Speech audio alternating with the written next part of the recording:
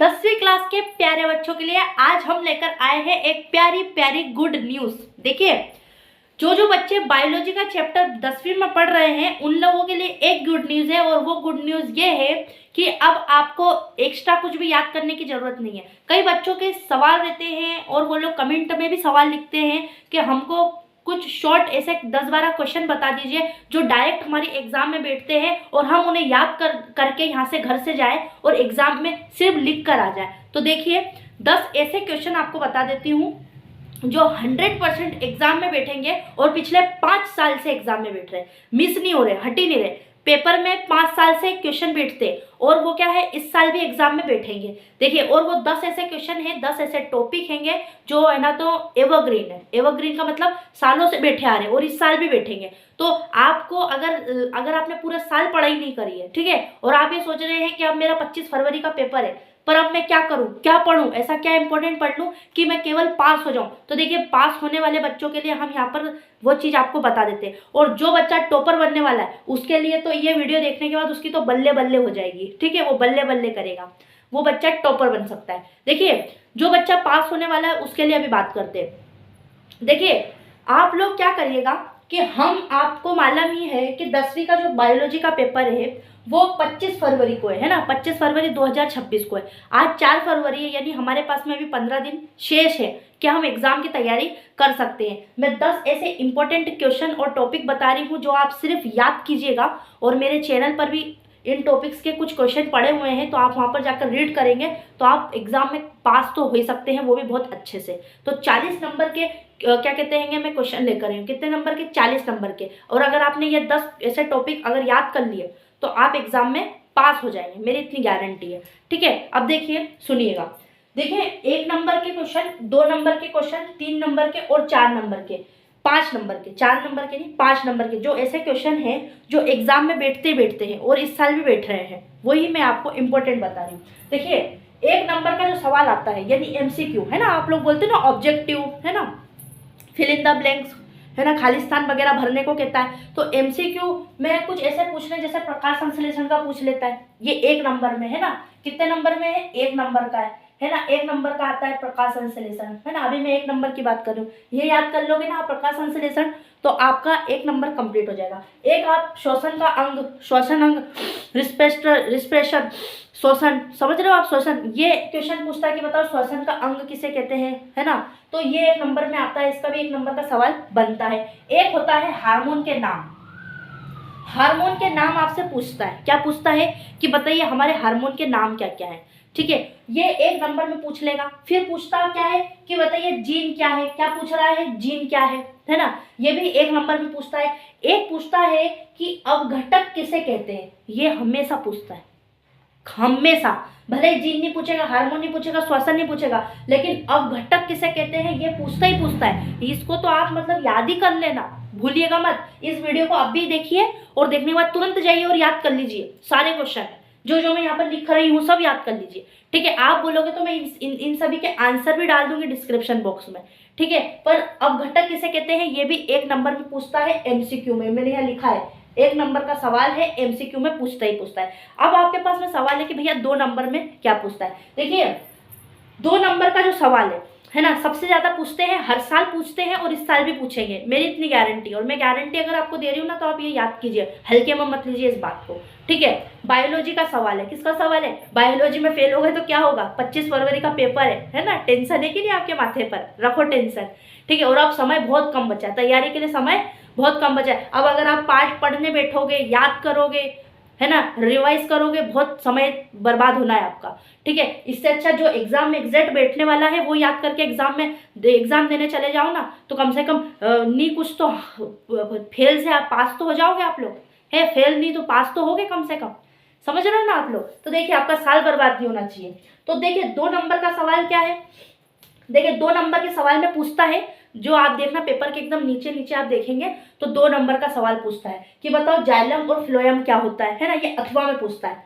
अथवा में पूछते हैं कि जाइलम क्या होता है, फ्लोएम क्या होता है। अब इन दोनों में से कोई एक को याद करना। किसको याद करना, मैंने यहाँ लिखा है कोई एक को याद करना, या तो जाइलम को याद करना या फ्लोएम को याद करना। पर हाँ इतना जरूर याद रखना कि ये दोनों क्वेश्चन अथवा में पूछेगा 100% गारंटी ले लो मेरे से कि ये क्वेश्चन पूछेगा ही पूछेगा। मैं पूरा जोर लगा के कह रही हूँ 2 नंबर में पूछता है। तो इन दोनों में से सिर्फ एक को याद कर लेना। या तो आपको जाइलम आसान लगे याद करने में तो जाइलम याद कर लो, अगर आपको फ्लोएम याद करना आसान लगे तो फ्लोएम याद कर लो। मेरी तरफ से छूट है आपको, दोनों याद करो। या तो समय नहीं है तो एक याद कर लो, अगर समय है, लग रहा है कि हाँ मैंने पहले याद करा था, मुझे सिर्फ रिवाइज करना है, तो इन दोनों पर रिवाइज कर लो। लेकिन जिस बच्चे ने बिल्कुल किताब उठा के पूरे साल देखा ही नहीं है, बस आराम से अपनी मस्ती यारी में जी रहा था, घूम रहा था, फिर रहा था, खा रहा था, पी रहा था, और उस बच्चे को ये भी नहीं मालूम है कि जाइलम क्या होता है, फ्लोएम क्या होता है, या ये किस चैप्टर का क्वेश्चन है, तो वो सिर्फ एक याद कर ले कि जाइलम क्या होता है, केवल और केवल।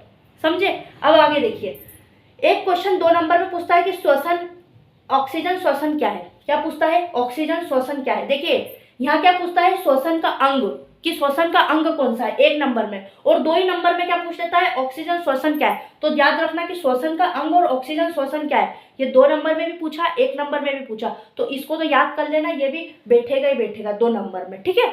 अब देखिए परागण क्या है, ये परागण का बैठा बिल्कुल बैठेगा, लिख के ले लो आप, ऐसे करके नोट में लिख लेना कि बस इसको और याद कर लो परागण क्या होता है। ठीक है। उसके बाद में पूछेगा कि रिफ्लेक्स एक्शन क्या है। क्या पूछेगा कि रिफ्लेक्स एक्शन क्या है। ये सभी क्वेश्चन, ये 4 क्वेश्चन है, ज्यादा नहीं है। ठीक है। फ्लोएम, जाइलम और ऑक्सीजन श्वसन, परागण क्या है और रिफ्लेक्शन एक्शन क्या है। बस ये इतनी सी लिस्ट है, इतनी छोटी सी है कि यही लिस्ट को अगर आपने याद कर लिया, ये इतने 4-5 क्वेश्चन को ही याद कर लिया, ठीक है, किसी और वीडियो को ना देखते हुए, ठीक है, तो आपके 2 नंबर पक्के हैं। 2 क्या, अगर तो आपको एक साथ 2 क्वेश्चन भेज दिए, ठीक है, तो क्या कहते हैं 4 नंबर पक्के हो सकते हैं। ठीक है ना। तो याद रखना, अपने अगर आपको अपने 5 नंबर को बचाना है तो आपको ये याद करना ही पड़ेगा। ठीक है, समझ गए। अब देखिए 3 नंबर के क्वेश्चन में पूछता है क्या, 3 नंबर का। अभी तो देखिए 2 नंबर आप समझ गए, 1 नंबर का सवाल भी आप यहाँ पर समझ गए। अब देखिए आप क्या समझिएगा कि 3 नंबर के सवाल में क्या पूछता है। तो याद रखिए, एक तो 3 नंबर का जब क्वेश्चन पूछता है ना, कितने नंबर का, 3 नंबर का, तो एक चीज जरूर बोलेगा कि भैया 3 नंबर का क्वेश्चन अगर आप लिख रहे हैं तो आप 150 शब्दों में लिखिए। वहीं पर पास में क्वेश्चन लिखता है कि 150 शब्दों में इसका आंसर चाहिए मुझे। कितने शब्दों में बोलेगा कि 150 शब्दों में दो। तो याद रखना 3 ऐसे इंपॉर्टेंट क्वेश्चन है। एक तो पूछ लेता है, तो हृदय के कार्य बता दो, एक पूछता है पाचन की प्रक्रिया संक्षेप में बता दो, और एक पूछता है अनुवांशिक लक्षण की परिभाषा प्लस उदाहरण बता दो, और वो भी कितने शब्दों में, 150 शब्दों में। ठीक है, 150 शब्द इसके लिए लिखने पड़ते हैं। 3 नंबर का ये क्वेश्चन रहता है, और ये तीनों में से कोई एक पूछेगा, या तो 2 पूछेगा, या फिर कई बार तीनों ही पूछ लेता है। लेकिन याद रखना पूछेगा ही पूछेगा। हम बता रहे हैं ना, आप हल्के में मत लीजिए, याद कर लीजिए। ठीक है, आंख बंद करो, अब भी जाओ फटाक से याद करो, और याद करके रिवाइज करते जाओ, याद करते जाओ, रिवाइज करते जाओ। बायोलॉजी में ये टॉपिक ना बैठे तो मेरे चैनल पर आकर मुझे अनसब्सक्राइब कर देना, भले इसे मैं आपको ये कहती हूँ। ठीक है, अब देखिए ये तीनों क्वेश्चन आपको याद करना है। 3 नंबर का रहेगा, 150 शब्द लिखने पड़ेंगे पेपर के अंदर, वो भी अच्छे से सजा सजा के, एकदम राइटिंग वाइज में लिखना, एक के बाद एक के बाद एक, एकदम सुंदर सुंदर मोती जैसे अक्षरों में लिखना। कैसे लिखना, मोती जैसे अक्षरों में। ठीक है, कि हृदय के कार्य, पाचन की प्रक्रिया संक्षेप में, और अनुवांशिक लक्षण की परिभाषा प्लस उदाहरण। अब देखिए, अब आता है क्या, डायग्राम। क्या आता है, डायग्राम यानी चित्र। समझ रहे हैं आप, डायग्राम इंग्लिश में, हिंदी में चित्र। यह बहुत जरूरी टॉपिक है। बायोलॉजी है तो डायग्राम तो पूछेगा, है ना। बायोलॉजी है और डायग्राम ना बनाओ, अरे बाप रे। तंत्रिका का भी पूछ सकता है, तंत्रिका कोशिका क्या होती है। डायग्राम 100% पूछता है। देखिए बहुत जरूरी है, और 5 नंबर का सवाल रहता है। डायग्राम कितने नंबर का रहता है, 5। कितने, 5 नंबर का। अब देखिए एक तो पूछ लेता है कि मानव हृदय बताइए। ठीक है, तो आप मानव हृदय का चित्र बना दो, है ना, और उसके पास में 4 केंद्रक होते हैं, है ना, 4 कमरे होते हैं, है ना। हृदय क्या कहते हैं, हमारे छाती के एकदम दाईं साइड पे पाया जाता है। ऐसे आप लिख दीजिए, हृदय का चित्र बना दीजिए। ये जो दिल बनाए, ये ऐसा दिल नहीं दिखता है। ठीक है, आप देखिएगा वीडियो। ठीक है, इसके ऊपर भी हमने वीडियो बनाया है, तो आप जरूर देखिएगा। अब देखिए एक पूछता है मानव आंख, इसका डायग्राम बहुत आता है, बहुत आता है, इसका और हृदय का।